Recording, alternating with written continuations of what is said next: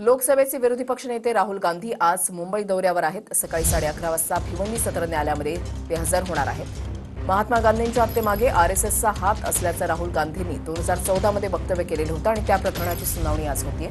कोर्टामध्ये नवीन जामीनदार सादर केला जाणार आहे, त्याबाबत गुप्तता पाळण्यात आली आहे। राहुल गांधींच्या दौऱ्यानिमित्त विक्रोळीमध्ये बॅनरबाजीही करण्यात आली आहे। विरोधी पक्षनेते राहुल गांधी आज महाराष्ट्राच्या दौऱ्यावर आहेत। भिवंडीमध्ये एका कोर्टाच्या केससाठी राहुल गांधी आज महाराष्ट्रामध्ये येत आहेत, मुंबईमध्ये येत आहेत। त्यानिमित्तानं काँग्रेस पोस्टरबाजी करताना दिसत आहेत आणि शक्ती प्रदर्शन करण्याचा प्रयत्न काँग्रेसने केलेला आहे। मुंबईमध्ये 9 वाजता राहुल गांधी येणार आहेत आणि त्यानंतर रस्त्याच्या मार्गाने भिवंडीपर्यंत ते रवाना होणार आहेत। भिवंडीमध्ये एका स्थानिक कोर्टामध्ये त्यांची केस आहे। मानहानीचा दावा त्यांच्या विरोधात दाखल केलेला आहे आणि त्या जमानत प्रकरणामध्ये जामिनासाठी आज राहुल गांधी येणार आहेत।